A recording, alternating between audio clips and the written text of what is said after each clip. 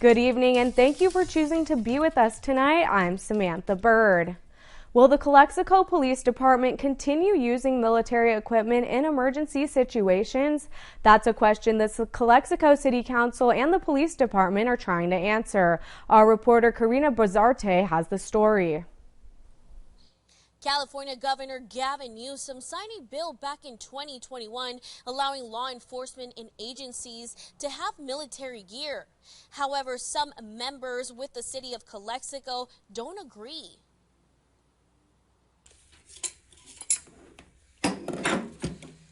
Is military equipment necessary for the Calexico Police Department? Calexico PD says this type of equipment helps protect the community as well as police force. Police say this military equipment is only for emergency situations like police standoffs, a barricade situation, or a school shooting.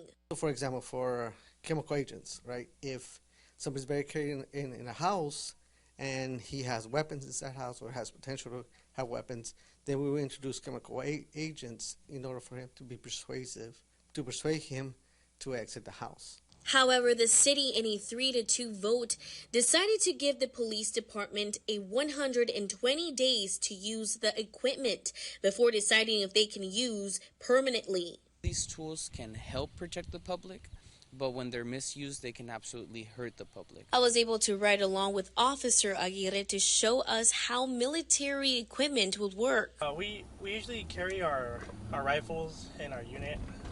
It's on my right-hand side. It's accessible with just a click of a button. If we need it, then we're going to take it out and try to defeat the situation.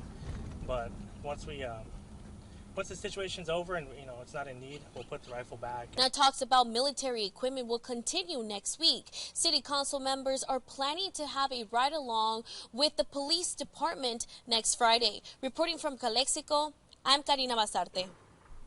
Millions of dangerous fentanyl pills are off the streets thanks to a huge drug bust in the Phoenix area. Brianna Whitney shares more on where they came from and what the plan is moving forward. Their message is united and clear. That we are laser focused on the Sinaloa cartel, and we're coming. This is a war, and we're going to win the war against the Sinaloa cartel.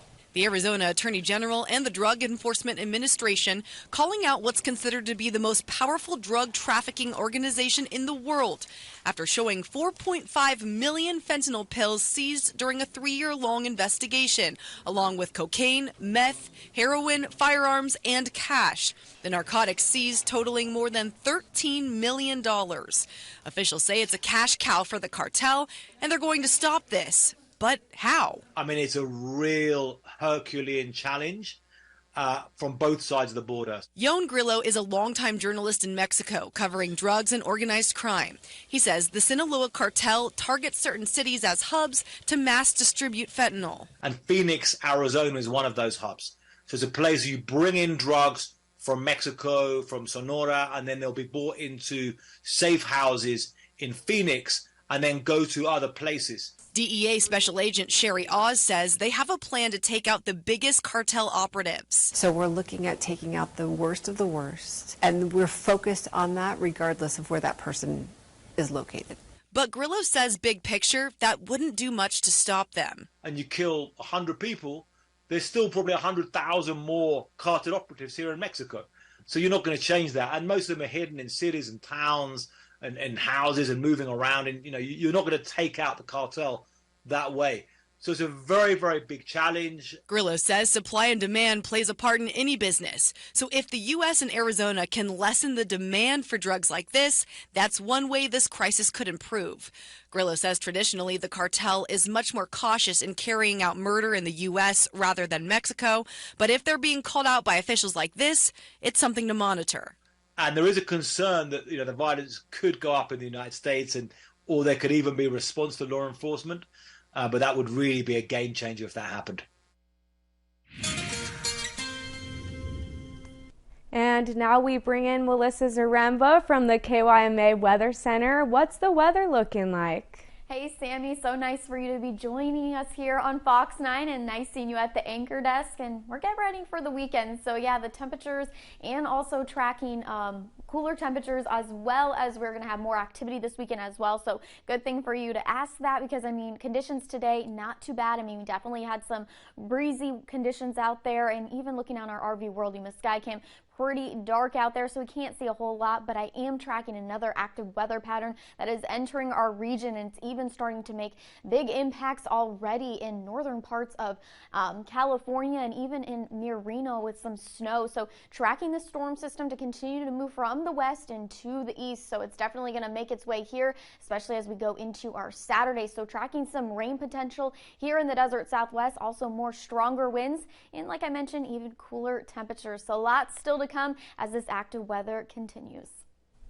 Thanks, Melissa. And new information to pass along tonight. The Red Cross and Imperial County Fire Department will remain on site in Desert Shores and provide breakfast, lunch, and dinner on Saturday morning.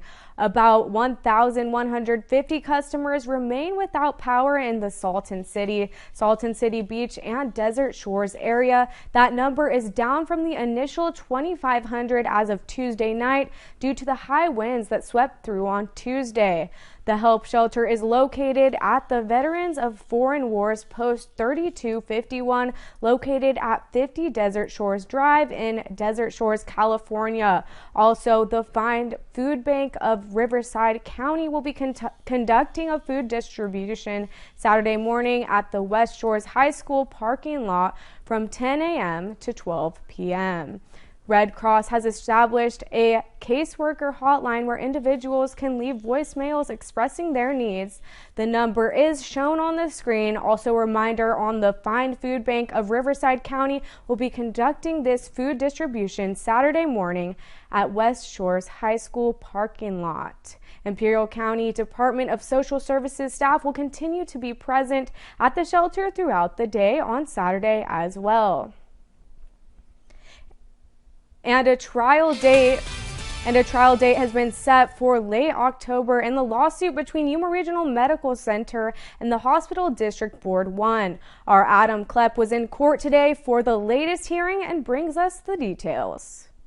Both sides continued to argue about details in their lease agreement, as now this lawsuit has dragged on for over 2 years.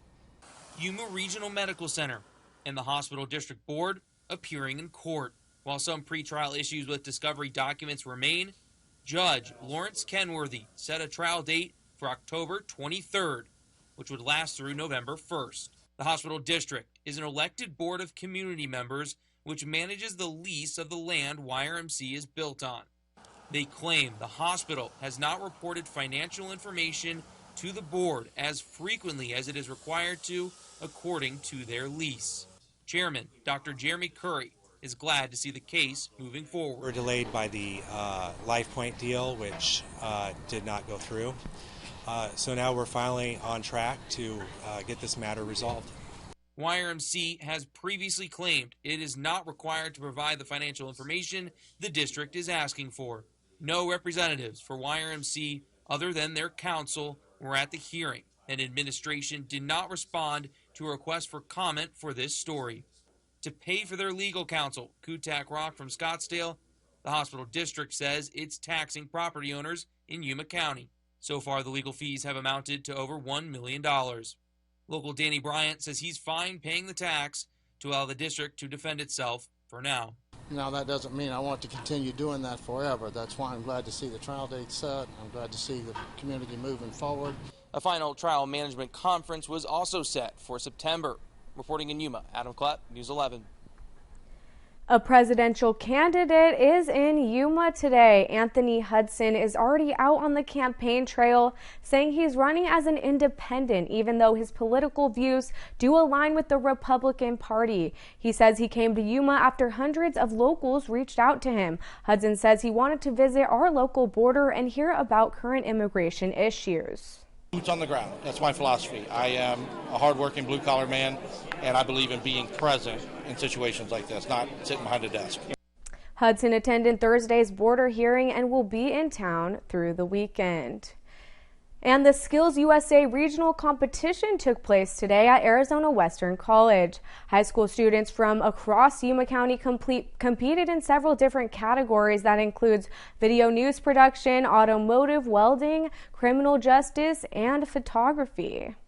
Skills USA is students being prepared for the workplace by a board of members, by other instructors, and other manufacturers. I'm doing job interview here, so I can be prepared for the real world, for an actual interview through another company. Myself and our very own Melissa Zaremba were judges at the competition this afternoon, and the winners from today will advance to the state competition in April.